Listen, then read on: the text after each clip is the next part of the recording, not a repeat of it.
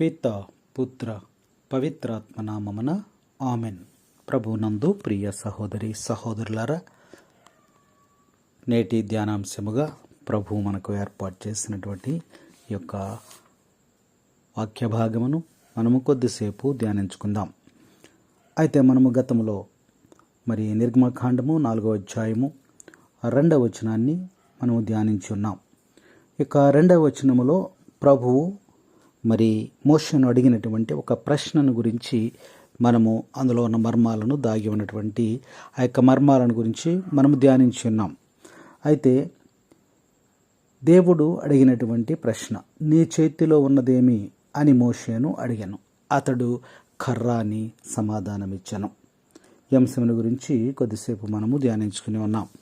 అయితే ఇప్పుడు 2వ అంశముగా ఈరోజు మనము ధ్యానించుకునేటువంటి ఈ యొక్క అంశంలో నిర్గమకాండము 4వ అధ్యాయము 17వ వచనాన్ని ఒకసారి మనము జ్ఞాపకం చేసుకుందాం. 17వ వచనం, ఈ కర్రను చేత పట్టుకొనుము, దీనితో నీవు అద్భుత సంజ్ఞలు చేసెదవు అనెను. Praise the lord. ప్రభునందు ప్రియ సహోదరి సహోదరులారా, దేవుడు చెప్పినటువంటి మాటని మనం ఇక్కడ జ్ఞాపకం చేసుకోవాలి. ఆయన ఏమిచ్చాడు? మోషే గారికి ఒక కర్రనిచ్చాడు. ఆ కర్రను ఎలా మార్చాడు అనేది మనం గత వాక్య భాగంలో మనం ధ్యానించుకుని ఉన్నాం. అయితే ఈరోజు వాక్య భాగంలో ఈ కర్రను చేత పట్టుకొనుము, నీవు దీనితో అద్భుతమైనటువంటి కార్యాలు నీవు చేసేదవు అని చెప్పి దేవుడు అక్కడ మోషే గారితో మాట్లాడుతూ ఉన్నాడు. ఎలా ఈ కర్ర చేత పట్టుకుని వానితో నువ్వు అద్భుత క్రియలు, సూచక క్రియలు చేయగలవు అని చెప్పి దేవుడు ఆ యొక్క మోషేతో మాట్లాడుతూ ఉన్నాడు. దీంతో ఏమి అద్భుతాలు చేయించాడు దేవుడు? మనం చూసినట్లయితే ఈ కర్ర ఫరో ఎదుట పడవేసినప్పుడు అది దేనిగా మారింది? కర్ర పాముగా మారిపోయింది. అక్కడ ఉన్నటువంటి ఆ యొక్క మాంత్రికులు ఉన్నారు. ఈ కర్ర పాముగా మారిపోయింది. వాళ్ళ దగ్గర ఉన్నటువంటి కర్రలను కూడా వాళ్ళు ఏం చేశారు? పాములుగా మార్చి అక్కడ వదిలారు. ఆ పాములన్నిటినీ కూడా మోషే కర్ర పాముగా మారింది కదా, ఈ పాము ఆ పాములన్నిటినీ కూడా మింగివేసింది. Praise the lord. Praise the lord. ప్రభునందు ప్రియ సహోదరి సహోదరులారా, ఈ వాక్యంలో మనం చూసుకున్నట్లయితే మాంత్రికులు దేవతల కంటే ప్రభువు గొప్పవాడని ఈ కర్ర నిరూపిస్తూ ఉంది. మాంత్రికులు దేవతల దగ్గర అక్కడ వాళ్ళు వాడేటువంటి ఆ యొక్క మంత్రాలు, జపాలు, వీటన్నిటిని దేవతలు కంటే కూడా ప్రభువు గొప్పవాడని ఈ మోషే చేతిలో ఉన్నటువంటి కర్ర చెప్పింది. ఎందుకనంటే వాళ్ళ చేతిలో ఉన్న కర్రలను పాములుగా చేసి వదిలారు. వదిలితే మోషే చేతిలో ఉన్న కర్ర పాముగా మారింది కదా. ఈ పాము ఏం చేసిందంటే అదిగో ఆ మాంత్రికులు వదిలిన ఆ యొక్క కర్రలన్నిటిని కూడా మింగివేసింది. అంటే మోషే చేతిలో ఉన్నటువంటి కర్ర గొప్పది అని మోషే ప్రభువు గొప్పవాడు అని మోషే చేతిలో ఉన్న కర్ర ఇక్కడ నిరూపించిందని మనము అర్థం చేసుకోవచ్చు. కాబట్టి ఈ మోషే కర్ర అద్భుతాలు చేసేటువంటి కర్రగా మారిపోయింది. ఇంతవరకు ముందేం చేసింది? గొర్రెలను కాసేటువంటి కర్రగా మాత్రమే ఉంది. కానీ అది ఇప్పుడు ఎలా అద్భుతాలు చేసేటువంటి కర్రగా మారిపోయింది. వాక్యంలో మనం చూసినట్లయితే నిర్గమకాండము 7వ అధ్యాయంలో మనం చూస్తే 14 నుంచి 17 వచనాలు మనం చూసినట్లయితే నీరు రక్తమగటం వాక్యాలు మనకు చక్కగా అక్కడ రాయబడి, నీరు రక్తమైపోవటం ఇక్కడ మనం చూస్తూ ఉన్నాం. ఎందుకు నీరు రక్తమైపోయింది? ఇక్కడ అద్భుతం ఎందుకు చేశాడు ఇక్కడ అని మనం ఆలోచన చేసినట్లయితే ఐగుప్తీయులు నైలు నదిని దేవతగా, అంటే వారి దేవుడుగా లేదా వారి దేవతగా పూజించేవాళ్ళు లేదా ఆరాధించేటువంటి వారు. అయితే ఫరో రాజు కూడా ఈ నైలుని దగ్గరికి వచ్చి సాష్టాంగపడి ఆ యొక్క నదికి నమస్కారం చేసేటువంటి వాడు. అంటే ఆ నదిని ఒక దేవతగా నమ్మేటువంటి వాడు. కాబట్టి ఆ సమయంలో మోషే కర్రతో ఆ యొక్క నదిని కొట్టినప్పుడు అందులో నీరంతా కూడా ఎలా మారిపోయిందమ్మా? రక్తముగా మారిపోయిందని ఇది ఇక్కడ 14 నుంచి 17 వచనాలు మనకు స్పష్టముగా తెలియజేస్తూ ఉన్నాయి. కాబట్టి మోషే కర్రతో నదిని కొట్టినప్పుడు అందులో ఉన్న నీరంతా రక్తముగా మారిపోయింది. నదిలో చేపలు మరి ఇవన్నీ చచ్చిపోయి దుర్వాసన కొట్టినని లేఖనాలు మనకు చక్కగా తెలియజేస్తూ ఉన్నాయి. కాబట్టి ప్రభునందు ప్రియ సహోదరి సహోదరులారా, మోషే చేతిలో ఉన్నటువంటి కర్రను దేవుడు ఏ విధముగా వాడుకున్నాడంటే, ఒకటి అద్భుతాలు చేసేటువంటి కర్రగా మార్చుకున్నాడు. అద్భుతాలు చేసేటువంటి కర్రగా మార్చుకున్నాడు. ఈ సమయంలో ఒక వ్యక్తిని గురించి మనము ధ్యానించుకుందాం. ప్రభునందు ప్రియ సహోదరి సహోదరులారా, వాక్యంలో మనం చూసినట్లయితే యోహాను శుభవార్త 14వ అధ్యాయము 14వ వచనాన్ని ఒకసారి మనం జ్ఞాపకం చేసుకుందాం. ఒకసారి చూడండి. యోహాను శుభవార్త 14వ అధ్యాయము 14వ వచనాన్ని ఒకసారి మనము జ్ఞాపకం చేసుకున్నట్లయితే, మీరు నా పేరట నన్ను ఏమి అడిగినను దాన్ని నేను చేసేదను. వాక్యంలో స్పష్టంగా ఉంచండి. నా నామం పేరట నన్ను మీరు ఏమి అడిగినా నేను మీకు చేస్తాను. వాక్యంలో చక్కగా మనకి సెలవిస్తూ ఉన్నాడు. ప్రభునందు ప్రియ సహోదరి సహోదరులారా, ఇక్కడ వాక్యంలో మనం చూసినట్లయితే మరి యొక్క అపోస్తుల చర్యలు ఒకసారి చూద్దాం. చూడండి. అపోస్తుల కార్యాలు 3వ అధ్యాయము 1వ వచనం చూద్దాం. చూస్తే ఈ యొక్క కుంటివానికి స్వస్థత అనేది మనకి ఇక్కడ కనబడతా ఉంది. కుంటివానికి స్వస్థత అనేది మనకి ఇక్కడ కనబడతా ఉంది.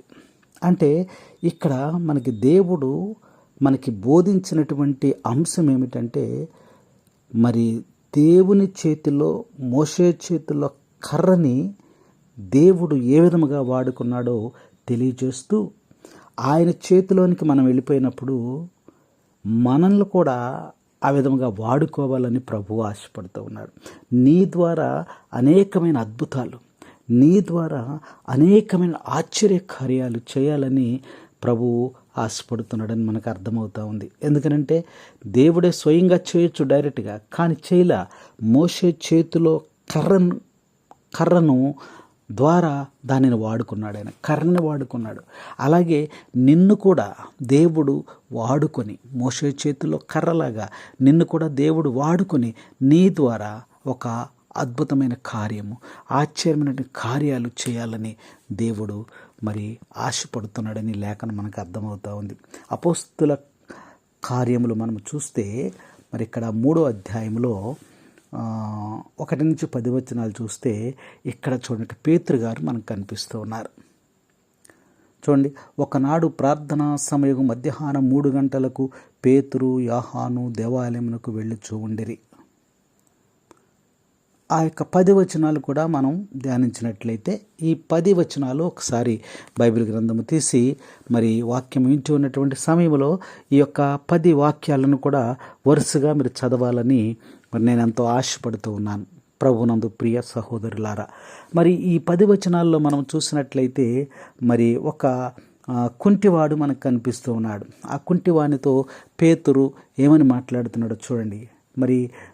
మరి అక్కడ దేవాలయము దగ్గర మరి ఆయన భిక్షమెత్తుకుంటూ ఉన్నాడు. భిక్షగాడు ఒక మనిషి రాగానే ఏం చేస్తాడు? ఆయన ఆ మనిషి వైపు ఆతృతగా చూస్తాడు.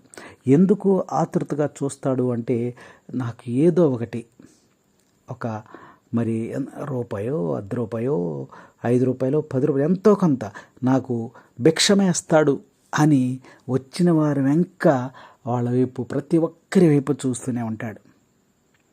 ఈ పేతురు యోహానులు కూడా అదిగో ఆ భిక్షగాడి ముందు నుంచి వెళ్తూ ఉంటే వాళ్ళ వైపు ఆశగా చూశాడు. అప్పుడు పేతురు గారు పలుకుతున్నటువంటి యొక్క మాటను మనము జ్ఞాపకం చేసుకుందాం. అంటే దేవుడు నిన్ను కూడా అలా వాడుకోవాలి. మోషే కర్రను ఏ విధంగా వాడుకున్నాడో ఇది ఇక్కడ పేతురు ద్వారా చూడండి, పేతురుని ఎలా వాడుకున్నాడో అలాగే నిన్ను కూడా వాడుకోవటానికి మరి దేవుడు ఆశపడుతున్నాడని మనం ఇక్కడ లేఖనం ద్వారా మనము అర్థం చేసుకోవాలి. అందుకని ఇక్కడ ఏం చేశాడు, పేతురు వైపు చూస్తుంటే పేతురు ఏమన్నాడు, పేతురు వద్ద నా దగ్గర వెండి కానీ బంగారం కానీ ఏమీ కూడా లేవు. 6వ వచనం, నా దగ్గర వెండి బంగారం ఏమీ లేదు, నాకు ఉన్నదానిని నీకు ఇచ్చేదను, నాకున్నదానిని నీకు ఇచ్చేదను. ఏముంది పేతురు దగ్గర అని చూస్తే, నజరేయుడగు యేసుక్రీస్తు పేరట నీవు నడువుము అని పలికాడు. నా దగ్గర ఏముంది, యేసు నామం ఉంది. Praise the lord, praise the lord. ప్రభునందు ప్రియ సహోదరి సహోదరులారా, మోషే చేతిలో కర్ర ఉంది. ఇప్పుడు పేతురు దగ్గర ఏముంది, యేసు నామం ఉంది. యేసు నామం అంటున్నాడు, నా వద్ద యేసు నామం ఉంది. యేసు నామము పేతురు ఉచ్చరించినప్పుడు మరి పుట్టినది మొదలుకొని కుంటివాడైనటువంటి ఆ యొక్క భిక్షగాడు పూర్ణమైనటువంటి స్వస్థత, సంపూర్ణమైనటువంటి స్వస్థతను పొందాడని యొక్క 10 వచనాలు మనకి జ్ఞాపకం చేస్తున్నాయి. అది పరిపూర్ణమైనటువంటి స్వస్థత, ఎటువంటి లోపము లేనటువంటి స్వస్థత, 100కి 100 పాళ్ళు కూడా ఆరోగ్యంగా అతను పొందుకున్నాడని ఇక్కడ లేఖనం మనకు తెలియజేస్తూ ఉంది. అందుకనే 6వ వచనం అంటున్నాడు, నజరేయుడైనటువంటి యేసుక్రీస్తు నామము నువ్వేం చేయాలి, నడుదుగాక. నా వద్ద యేసు నామం మాత్రమే ఉంది, వెండి లేదు, బంగారం లేదు. నేను డాక్టర్ని కాదు, లేదా లోకజ్ఞానం లేదు, నా దగ్గర వైద్య జ్ఞానం లేదు, నా దగ్గర మందులు లేవు. అన్ని నామముల కంటే శ్రేష్టమైనటువంటి నామము నా దగ్గర ఉంది, నాలో ఉంది. ఆ నామము పలుకుట ద్వారా, ఆ నామము ఉచ్చరించుట ద్వారా మరి తనలో ఉన్నటువంటి ఆ యొక్క బలహీనతలు, తనలో ఉన్నటువంటి ఆ వ్యాధులు, తనలో ఉన్నటువంటి ఆ బాధలు అవన్నీ కూడా తొలగిపోయి పరిపూర్ణమైనటువంటి స్వస్థతను ఆయన పొందుకున్నాడని వాక్యం మనకు తెలియజేస్తూ ఉంది. కాబట్టి సమస్తమైనటువంటి వ్యాధులను జయించేటువంటి ఒకే ఒక నామము యేసు నామము. Praise the lord, praise the lord, praise the lord. ప్రభునందు ప్రియ సహోదరి సహోదరులారా, ఈ నామం అనేది గొప్ప శక్తి కలిగినటువంటి నామము, సైతానును ఓడించినటువంటి నామము, మరి అధికారం కలిగినటువంటి నామము, విడుదల ఇచ్చేటువంటి నామము. ఇక క్రీస్తు ప్రభుని గురించి మనం ఇలా అనేకమైనటువంటి మరి మనము ఈ యొక్క నూతన వేదములో మనం అనేక విషయాలను మనము తెలుసుకోవచ్చు. అయితే ఇక్కడ మనం చూసినట్లయితే ఆయన చేతిలో ఏముందంట, కర్ర ఉంది. దేవుడు ఆ కర్రను వాడుకొని అనేకమైనటువంటి అద్భుతాలు చేశాడు, చూసారా. అలాగే యేసు అనేటువంటి నామాన్ని పేతురు గారు నాలో ఉందంటున్నాడు. ఆయన నా దగ్గర ఏముంది, యేసు అనే నామం ఉందంటున్నాడు. ఆ నామము చేత అనేకమైనటువంటి అద్భుతాలు, ఆశ్చర్యమైన కార్యాలు చేశాడని ఇక్కడ లేఖనం మనకి తెలియచేస్తూ ఉంది. అలాగే నీవు కూడా ప్రభు చేతిలోనికి మోషే కర్రలాగా నువ్వు వెళ్ళిపోయినట్టయితే, ప్రభు దగ్గరికి ఇదిగో మోషే కర్రను తీసుకుని ఎలా అద్భుతం చేశాడో అలాగే నువ్వు కూడా మరి దేవుని యొక్క చేతిలోనికి నువ్వు వెళ్ళిపోయినట్టయితే మరి నీ ద్వారా దేవుడు అనేక అద్భుతాలు చేయాలని ఆయన ఆశపడుతూ ఉన్నాడు. అందుకనే అయ్యా నేను కూడా ఉన్నానయ్యా, నన్ను కూడా వాడుకయ్యా. మోషే చేతిలో ఉన్నటువంటి ఆ కర్రను నువ్వు ఏ విధముగా వాడుకొని అద్భుతాలు, ఆశ్చర్యమైన కార్యాలు చేశావో అలాగే నన్ను కూడా వాడుకయ్యా. నన్ను వాడుకొని నా ద్వారా అనేకమైనటువంటి మేలులు ప్రజలకు జరిగేటట్లుగా నన్ను వాడుకోయని ప్రభువును మనము మరి అడగాలి. ప్రార్థన ద్వారా, పశ్చాత్తాప ప్రార్థన ద్వారా ప్రభువుని అడగాలి. నేను కూడా ఉన్నానయ్యా, నన్ను వాడుకో యేసయ్యా, నేను కూడా ఉన్నానయ్యా, నన్ను వాడుకో యేసయ్యా. చూసారా, మోషే చేతిలో ఉన్నటువంటి కర్రను దేవుడు ఏ విధంగా వాడుకున్నాడో అలాగే నన్ను కూడా వాడుకోయ్యా అని ప్రభువుని మనము అడగాలి. ఇంతకుముందు ఆ కర్ర పనికిరాని కర్రలాగానే ఉంది, కానీ ఇప్పుడు అద్భుతాలు చేసేటువంటి కర్రగా మారిపోయింది. చూసారా, అలాగే నేను కూడానయ్యా ఇదిగో మరి ఈ యొక్క ఎందుకు పనికిరానటువంటి కర్రలాగానే నేను కూడా ఉన్నాను. కాబట్టి నన్ను కూడా నువ్వు వాడుకోవటం నాకు ఎంతో ఇష్టముగా ఉందయ్యా, కాబట్టి నన్ను కూడా వాడుకోయ్యా అని ప్రభువుని మనము అడగాలి. పనికిరాని పాత్రయని నన్ను పారవేయకుము, పనికిరాని పాత్రయని నన్ను పారవేయకు యేసయ్యా. జ్ఞానమేమీ లేదు కానీ నీ సేవ చేయ ఆశ ఉన్నది, జ్ఞానమేమీ లేదు కానీ నీ సేవ చేయ ఆశ ఉన్నది. నీవే నా జ్ఞానమని, నీవే నా జ్ఞానమని నీ సేవ చేయ వచ్చినానయ్యా, నీ సేవ చేయ వచ్చినానయ్యా. నేను కూడా ఉన్నానయ్యా, నన్ను వాడుకో యేసయ్యా. ఘనతలొద్దు, మెప్పులొద్దు, ధనము నాకు వద్దే వద్దు, ఘనతలొద్దు, మెప్పులొద్దు, ధనము నాకు వద్దే వద్దు. నీవు నాకు ఉంటే చాలు, నీవు నాకు ఉంటే చాలు, నా బ్రతుకులోన ఎంతో మేలు, నా బ్రతుకులోన ఎంతో మేలు. నేను కూడా ఉన్నానయ్యా, నన్ను వాడుకో యేసయ్యా. నేను కూడా ఉన్నానయ్యా, నన్ను వాడుకో యేసయ్యా. Praise the lord, praise the lord. తండ్రి వందనం, తండ్రి స్తోత్రం, యేసువా వందనం, యేసువా స్తోత్రం. హల్లెలూయా, హల్లెలూయా.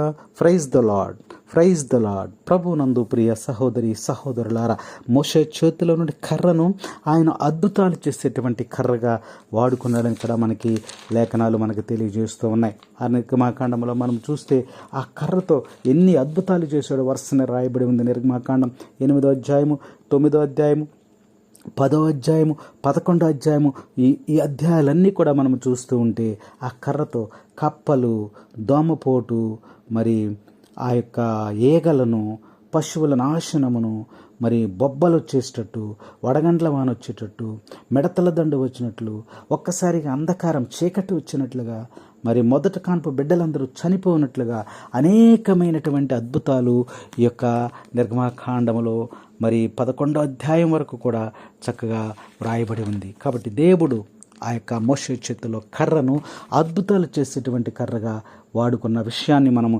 ఈరోజు మరి యొక్క గ్రంథం మనకు తెలియజేస్తూ ఉంది. కాబట్టి నేను కూడా నీ చేత వాడబడాలయ్యా అనే విశ్వాసం చేత ప్రభు చేతిలోనికి ఒదిగిపోవటానికి, మరి ప్రభు చేతికి అందకుండా దూరంగా ఉన్న ఎడల ఇదిగో ఈరోజు మరి ప్రభు సన్నిధిలోకి రావటానికి, ప్రభువుకి అందుబాటులో ఉండటానికి, ప్రభు చేతిలో ఇమిడిపోవటానికి, దాని ద్వారా నీ ద్వారా దేవుడు అనేకమైన అద్భుతాలు చేసే విధముగా నన్ను వాడుకోమని ప్రభు దగ్గరికి మనం చేరుకోవాలని ఈ యొక్క లేఖనం మనకి తెలియజేస్తూ ఉంది.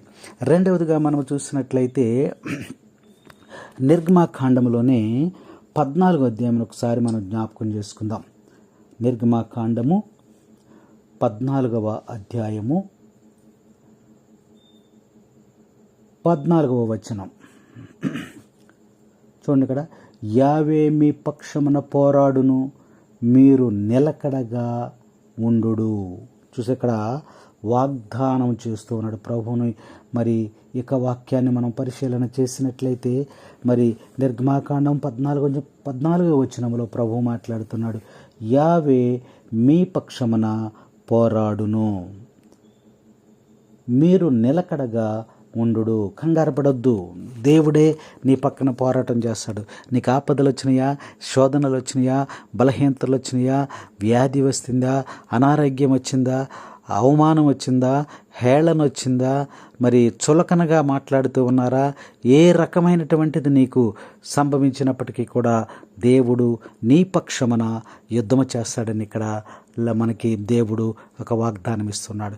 అంటే మోషే కర్ర వాగ్దానాల కర్రగా దేవుడు ఇక్కడ మారుస్తూ ఉన్నాడని వాక్యం మనం హెచ్చరిక చేస్తూ ఉంది. నీ పక్షమున పోరాడుతానంటున్నాడు. చూసారా, ఇక్కడ మనం వాక్యాన్ని మనం జాగ్రత్తగా పరిశీలన చేసినట్లయితే మరి మీరు ఊరకనే అలా నిలబడి ఉండండి, యుద్ధము నేను చేస్తా. మీరు నిలకడగా స్థిరముగా మీరు అక్కడ నిలబడి ఉండండి, పారిపోవద్దు, అధైర్యపడొద్దు, భయపడవద్దు. చూసారా ప్రభు ఎంత చక్కగా చెప్తున్నాడు ఇక్కడ మాటలు చూస్తే, మీ పక్షమున నేను పోరాడతాను. చూసారా, మరి ఈ యొక్క వాక్యంలో మనం చూసినట్లయితే మరి మోషే కర్రతో దేవుడు ఏం చేశాడు, ఎర్ర సముద్రాన్ని 2 పాయలుగా చీల్చివేశాడు. చూసారా, మరి ఒక గొడ్డలి తీసుకుని ఒక పుల్లను లేదా ఒక కట్టెను మనము కొట్టినప్పుడు అది మధ్యకి ఇటుక చెక్క 2 చెక్కలుగా విడిపోయినట్టుగా ఆ యొక్క ఎర్ర సముద్రాన్ని మరి గొడ్డలితో అలా కర్రతో అలా కొట్టినప్పుడు మోషే చేతులున్న నీ కర్రతో కొట్టు, వాగ్దానం చేసినటువంటి దేవుడు. చూసారా, వాగ్దానం చేసినటువంటి దేవుడు, ఇక నిన్ను రక్షిస్తానని మాటిచ్చినటువంటి దేవుడు మరి ఎలా రక్షించాడు అంటే కర్రతో, వాగ్దానపు కర్రగా మారింది అది. ఈ కర్రతో ఆ నీటిని కొట్టమన్నాడు, కొట్టినప్పుడు అది 2 పాయలుగా చీలిపోయింది. అంటే మరి ఇక్కడ ముంచివేయబడేటువంటి నీరు లేదా నీటిలోనికి వెళితే మనందరం కూడా నశించిపోతాం, చనిపోతాం.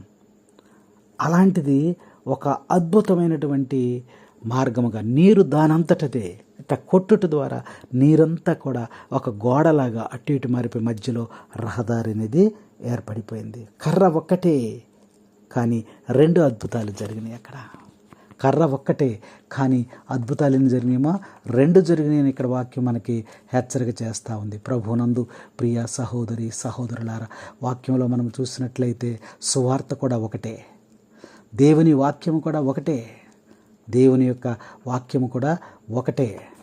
అయితే ఇక్కడ ఏం జరిగింది, కర్ర ఒక్కటైన అద్భుతాలు 2 జరిగినాయి అని మనం ఇక్కడ గమనిస్తూ ఉన్నాం. కర్రతో కొట్టినప్పుడు ఏం జరిగింది, ఇశ్రాయేలు ప్రజలకు అది మార్గాన్ని ఏర్పాటు చేసింది, ఒక రోడ్డుని ఏర్పాటు చేసింది, ఒక రహదారిని ఏర్పాటు చేసింది. నీరంతా కూడా ఇటు ఇటు గోడలాగా సర్దేసింది, మధ్యలో రహదారి అనేది ఏర్పడింది. ఒక అద్భుతం.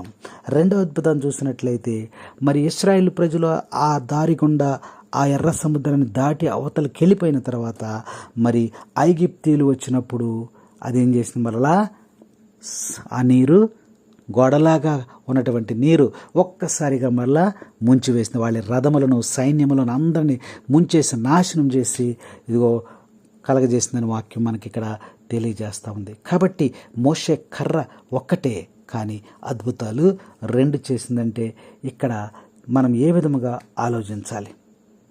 26, 27 వచనాలు చూస్తే మరి ఎర్ర సముద్రం ద్వారా దేవుడు మరి ఫరోను అతని సైన్యమును ముంచివేశాడని లేఖనాలు మనకు చక్కగా తెలియజేస్తున్నాయి. 26, 27 వచనాలు చూడండి. 26వ వచనాలు, అప్పుడే యావే మోషేతో సముద్రం మీదకి నీ చేతిని చాపము, సముద్రము ఐగుప్తు దేశంలో రథముల మీద రౌతుల మీద తిరిగి పారును అని చెప్పాను. ప్రభునందు ప్రియ సహోదరి సహోదరులారా, వాక్యం 27 వచ్చిన, మోషే సముద్రం మీదకి చేతిని చాచెను, ప్రొద్దు పొడిచినప్పటికీ సముద్ర జలములు యథాస్థానములకు మరలి వచ్చాను. దానిని చూచి ఐగుప్తు దేశీయులు పారిపోజొచ్చిరి. యావే ఐగుప్తు దేశీయులను సముద్రం మధ్యమున పడద్రోసెను. Praise the lord. శత్రువులను నాశనం చేసేసింది, ఇశ్రాయేలుకు విజయమును చేకూర్చింది. ఒకే కర్ర వాగ్దానపు కర్రగా మారింది. ఇదిగో మీకు మరి దేవుడు చేసినటువంటి ఆ యొక్క వాగ్దానాలను నెరవేర్చడానికి దేవుడు మోషే చేతిలో ఉన్నటువంటి ఒక కర్రను వాడుకున్నాడు, వీళ్ళందరికీ కూడా మరి తెలియజేశాడు. సువార్త కూడా ఒకటే, దేవుని వాక్యం కూడా ఒకటే, కానీ అది నమ్మిన వారికి లేదా విశ్వసించినటువంటి వారికి రక్షింపబడతారు. అది నమ్మినటువంటి వారికి స్వస్థత కలుగుతుంది. అది నమ్మినటువంటి వారికి విజయం చేకూరుతుంది. అది నమ్మినటువంటి వారికి మేలు కలుగుతుంది. అది నమ్మినటువంటి వారికి దీవించబడతారు. అది నమ్మినటువంటి వారికి సమస్తము కూడా జరుగుతాయి. కానీ నమ్మనటువంటి వారికి అది ఒక వెర్రితనముగా కనబడుతుంది. అదొక పిచ్చితనముగా కనబడతా ఉంది. అందుకని దేవుని యొక్క వాక్యం అనేది మనం చూసినట్లయితే ఇక్కడ వాక్యం మనకి మరి మోషే కర్ర ద్వారా దేవుడు ఇశ్రాయేలు ప్రజలు రక్షించిన విధానము ఎంతో అద్భుతంగా ఉంది. చూడండి, ఎంతో అద్భుతంగా ఉంది. ఎందుకు ఈ కర్ర ద్వారా మరి అద్భుతం జరిగిందంటే ఆయన దేవునితో జతకట్టాడు. ఇక్కడే కాదు, మరి అనేక విషయాలు మనం చూసినట్లయితే మరి రాయి దావీదును మనం చూసినట్లయితే మరి దావీదు దేవునితో జతకట్టడం వలన ఒక్క రాయితోనే మరి అక్కడ విజయాన్ని పొందుకున్నాడు. మరి సంసోను దేవునితో జతకట్టడం ద్వారా ఒకే ఒక్క దవడ ఎముకతో విజయాన్ని చేకూర్చుకున్నాడు. యేసుక్రీస్తు ప్రభు కూడా మరి సిలువ ఒక్కటే దేవునితో జత కలుచుట ద్వారా మరి సాతానుని అతను చంపివేశాడు. అలాగే మోషే కూడా ఒకటే కర్ర, ఒక్కటే మోషే ఒక్కడే కర్ర, ఒక్కటే మోషే ఒక్కడే దేవునితో జత కలిచాడు, ఫరోని ఓడించాడు. దేవునితో జత కలిచాడు, ఫరోని ఓడించాడు. దేవునితో జత కలిచాడు, ఫరోని ఓడించాడు. దేవునితో జత కలిస్తే అన్నీ విజయాలే. దేవునితో జత కలిస్తే అన్నీ విజయాలే. యెహోవా నామమునకే జై జై జై జై జై జై జై జై జై. యేసయ్య నామమునకే జై జై జై జై జై జై జై జై జై. యెహోవా నామమునకే జై జై జై జై జై జై. యేసయ్య నామమునకే జై జై జై జై జై జై.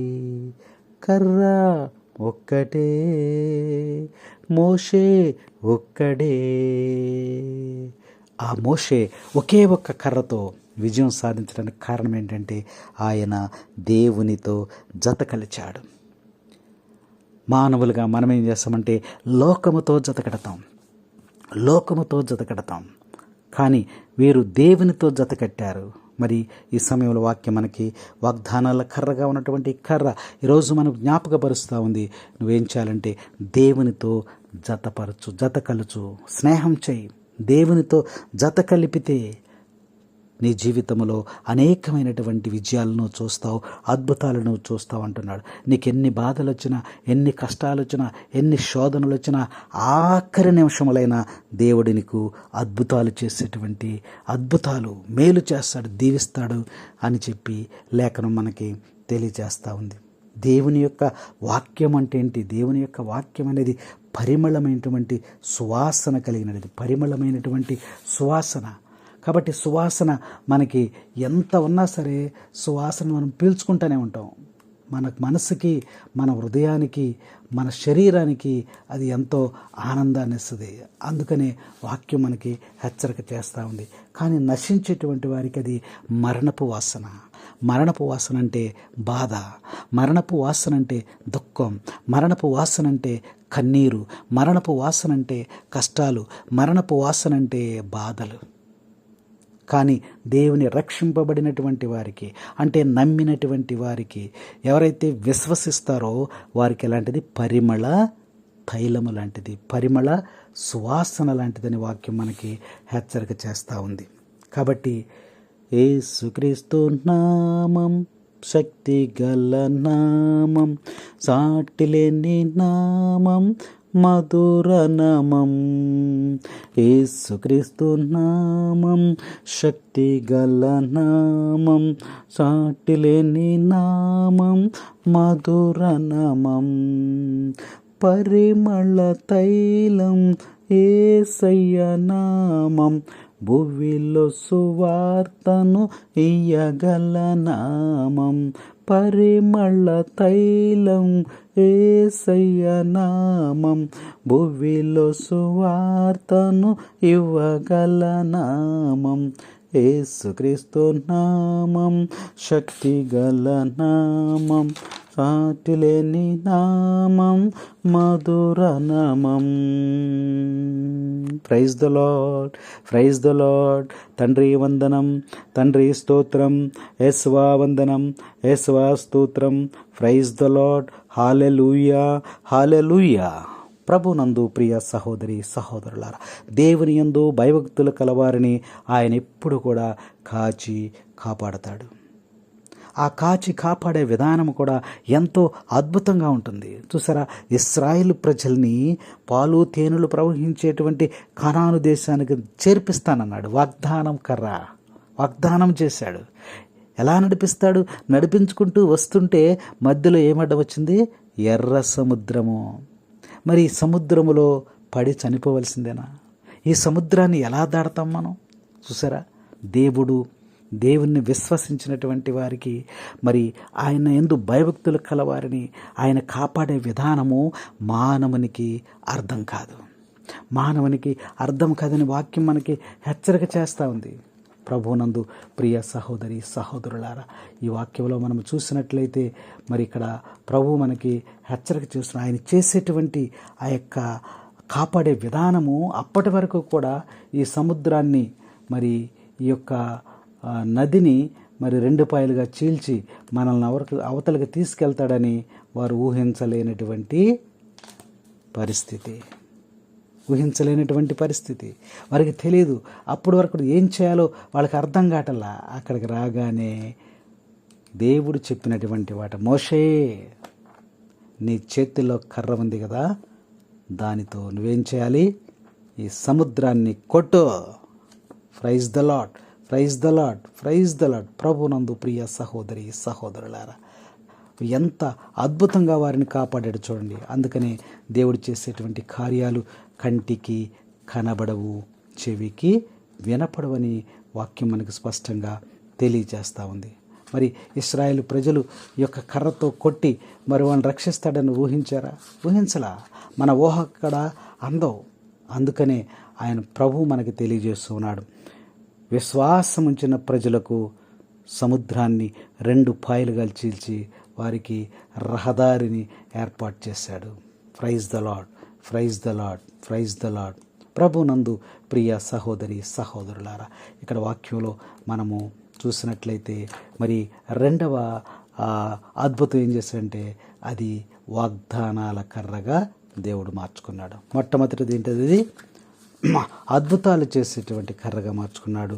2వది వాగ్దానాలు చేసేటువంటి కర్రగా మార్చినాడని ఇక్కడ వాక్యం మనకి స్పష్టంగా తెలియజేస్తూ ఉంది.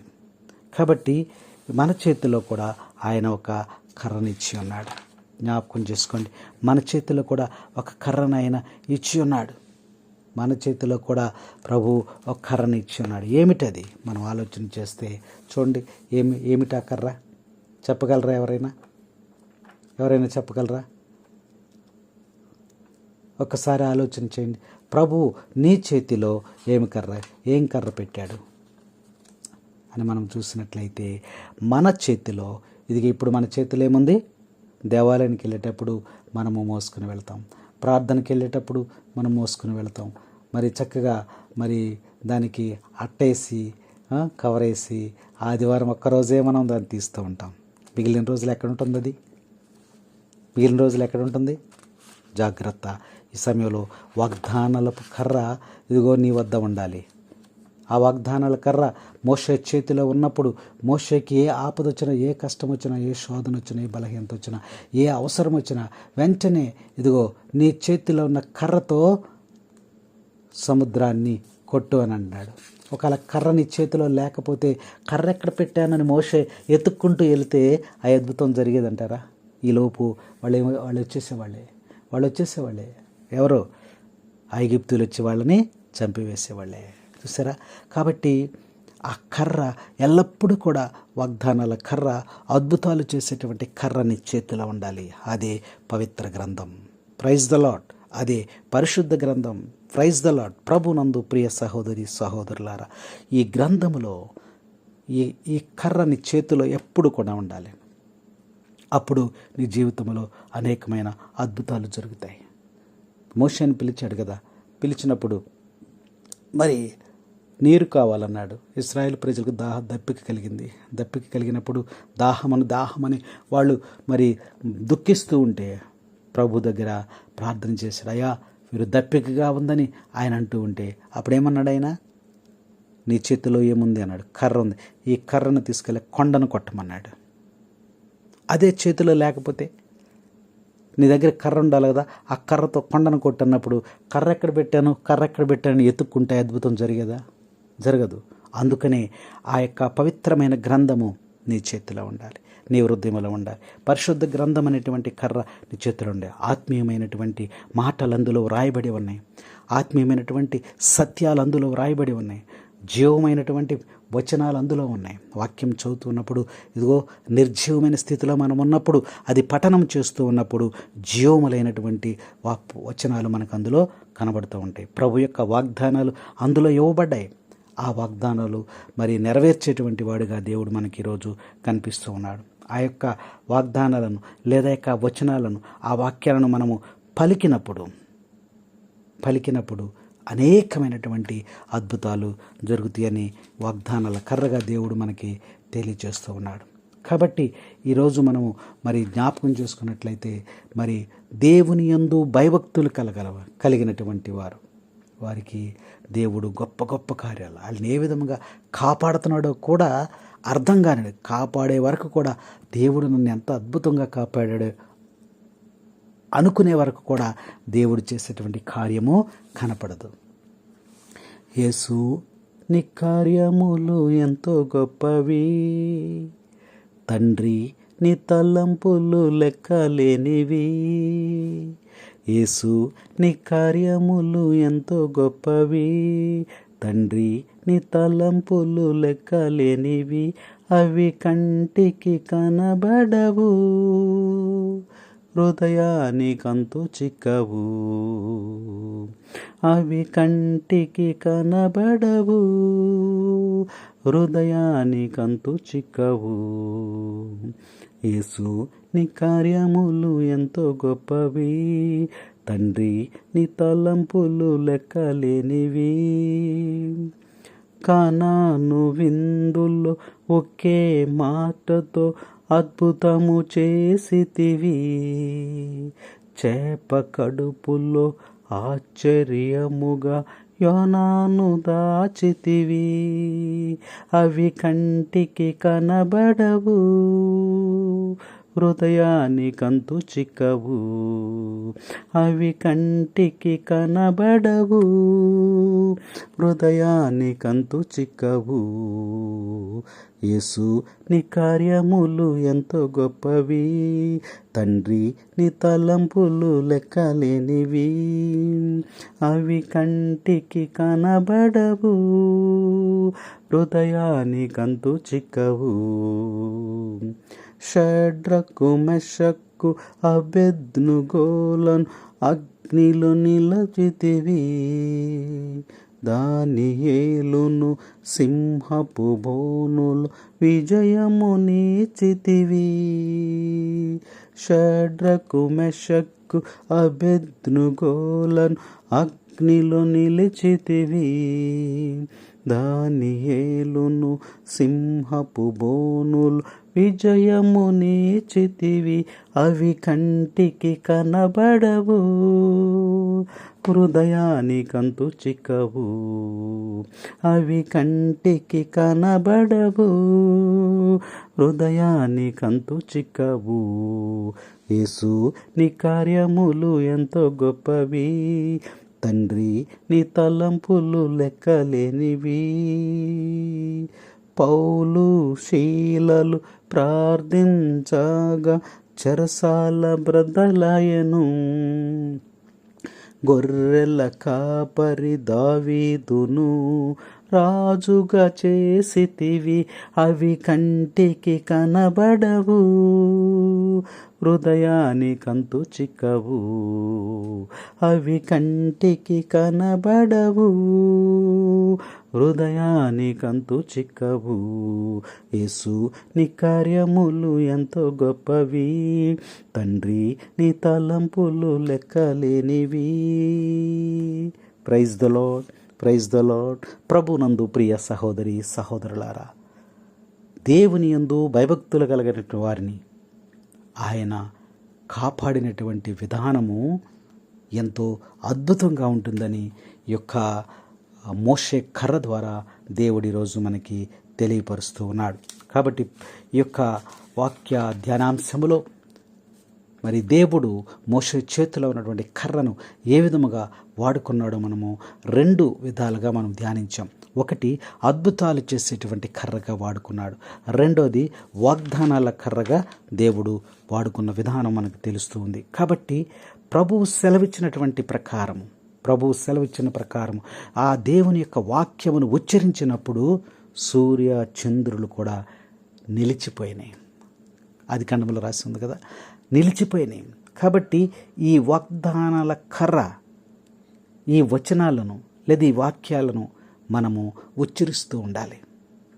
అప్పుడు మనకి సమస్యలన్నీ కూడా పరిష్కారం అవుతాయి. ఎర్ర సముద్రము మరి 2గా చీలిపోయి ఒక రహదారి అనేది ఏర్పడింది. ఈ వాగ్దానపు కర్రను చేత పట్టుకుని ఎడల నీ జీవితంలో అనేకమైనటువంటి అద్భుతాలు జరుగుతాయని వాక్యం మనకి తెలియజేస్తూ ఉంది. యెషయా గ్రంథంలో ఒక మాట చెప్తాడు, 53వ అధ్యాయం 5వ వచనంలో, జబ్బు చేసిందా, వ్యాధికి సంబంధించినటువంటి ప్రవచనాలు చెప్పమని దేవుడు తెలియజేస్తూ ఉన్నాడు. చూడండి, మత్తయి సువార్తలు చూద్దాం. మత్తయి సువార్త 11వ అధ్యాయం. మత్తయి సువార్త 11వ అధ్యాయంలో మనం చూసినట్లయితే, మత్తయి శుభవార్త 11వ అధ్యాయము 28వ వచనం. 28వ వచనాన్ని మనం చూస్తే అక్కడ రాయబడి ఉంది చూడండి, భారము చేత అలసి సొలసిన సమస్త జనులారా నా యొద్దకు రండు, నేను మీకు విశ్రాంతిని కలగజేస్తానన్నాడు. అలాగే యెషయా గ్రంథంలో ఒక మాట చూసినట్లయితే అక్కడ కూడా చక్కని వాగ్దానం ఒకటి రాసింది చూడండి. యెషయా గ్రంథము 53వ అధ్యాయము 5వ వచనాన్ని ఒకసారి మనం జ్ఞాపకం చేసుకుందాం. ప్రజలు అతనిని చిన్న చూపుచు తృణీకరించిరి, అతడు విచారగ్రస్తుడును బాధామయుడైన వాడు, నరులు అతని వైపు చూచుటకు ఇష్టపడలేదు, జనులు అతనిని తిరస్కరించుటచే మనము అతనిని లెక్క చేయలేదు. 5వ వచనం, కానీ అతడు మన తప్పిదముల కొరకు గాయపడెను, మన పాపముల కొరకు నలిగిపోయాను, అతడు అనుభవించిన శిక్ష ద్వారా మనకు స్వస్థత కలిగెను, అతడు పొందిన దెబ్బల ద్వారా మనకు ఆరోగ్యము చేకూరెను. Praise the lord. ప్రభునందు ప్రియ సహోదరి సహోదరులారా, ఈ యొక్క వాక్య భాగాలను మనం చదివినప్పుడు ఏమర్థమవుతుందంటే, వ్యాధి లేదా అనారోగ్యంకు సంబంధించినటువంటి ఏదైనా అనారోగ్యం వచ్చినప్పుడు వ్యాధికి మరి యొక్క వ్యాధులకు సంబంధించినటువంటి ప్రవచనాలు, ఆయన పొందిన దెబ్బల చేత మనకు ఆరోగ్యము చేకూరిన ప్రవచనం చూసారా. ఆ ప్రవచనాలు ఉచ్చరించినప్పుడు మరి ఆ యొక్క మేలులు అనేవి, దీవెనలు అనేవి దొరుకుతాయి, స్వస్థతలు అనేవి కలుగుతాయని ప్రభు మనకి తెలియజేస్తున్నాడు.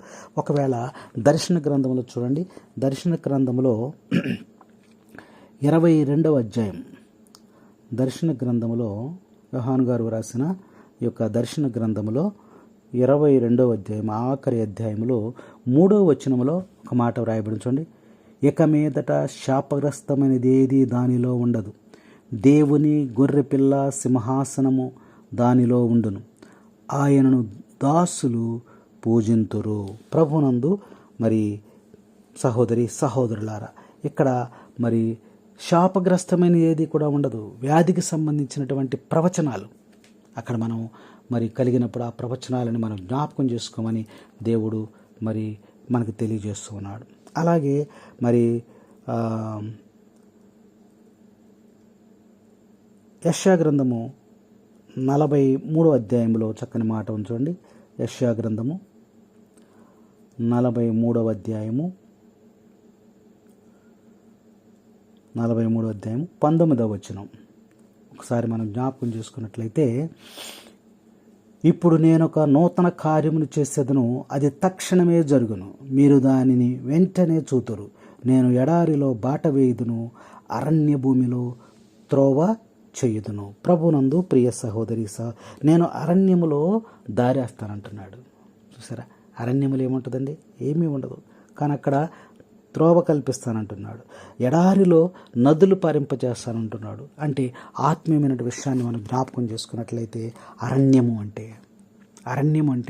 ఎడారి అంటే ఏమీ లేనటువంటి స్థితి, ఏమాత్రము ఆనందము కానీ సంతోషము కానీ లేనటువంటి స్థితి, నిరాశ, నిస్పృహ, వ్యాధులు, అనారోగ్యము, శోధనలు, పాపము, చీకటి, అనేక రకమైనటువంటి ఇబ్బందులకు గురవుతున్నటువంటి పరిస్థితి యొక్క అరణ్యం అంటే. అదే ఎడారి అంటే. చూసారా, ఎడారిలో మొక్కలు ఏమీ ఉండవు, బ్రతకవు, ఎందుకంటే నీరు లేదు కాబట్టి. ఆయన ఏమంటున్నాడంటే, అలాంటి అరణ్యములో కూడా నేనేం చేస్తాను? త్రోవను వేస్తాను, కలగజేస్తాను. ఎడారిలో నదులు పారింపచేస్తాను.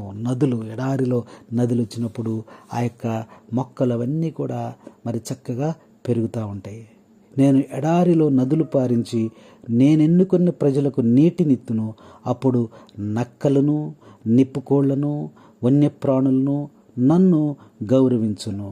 చూసారా, ఎప్పుడైతే ఆ యొక్క సకల మేలులు, ఆ యొక్క ఎడారిలో ఉన్న పక్షుల గురించి దేవుడు మాట్లాడుతున్నాడు. అక్కడ చూడండి, అక్కడ ఏమైనా నక్కలు నీళ్లు లేక అల్లాడిపోతున్నటువంటి వాటికి నీళ్లు వచ్చినప్పుడు, లేదా నిప్పుకోళ్ళు, లేదా వన్యప్రాణులు, అడవిలో ఉన్న ఈ యొక్క ప్రాణులన్నిటికీ కూడా మరి ఈ యొక్క నీరుని సమృద్ధిగా దయచేస్తానంటున్నాడు. కాబట్టి ఇది ఆత్మీయంగా మనం పరిశీలన చేసినట్లయితే ఎడారిలో ఉన్నటువంటి మన జీవితం, పుష్పించనటువంటి మన జీవితం, సంతోషము లేనటువంటి మన జీవితం, బాధలతో నిండి ఉన్నటువంటి మన జీవితం, అనేక సమస్యలతో కొట్టుమిట్టాడుతున్నటువంటి మన జీవితం గురించి దేవుడు ఇక్కడ మాట్లాడుతూ ఉన్నాడు. పైకి మనము ఇస్త్రీ బట్టలు వేసుకుని, ప్యాంటు షర్ట్లు, షూలు వేసుకుని కారుల్లోనూ బళ్ళ మీద మరి మనం పైకి బాగానే మనం కనిపిస్తూ ఉంటాం. ప్రజలు మనం చూసి ఆహా ఓహో అనుకుంటారు. కానీ వేదన, శోధన, బాధ, బలహీనత ఇవన్నీ కూడా మనకే తెలుసు. అందుకనే ప్రభువుతో నువ్వు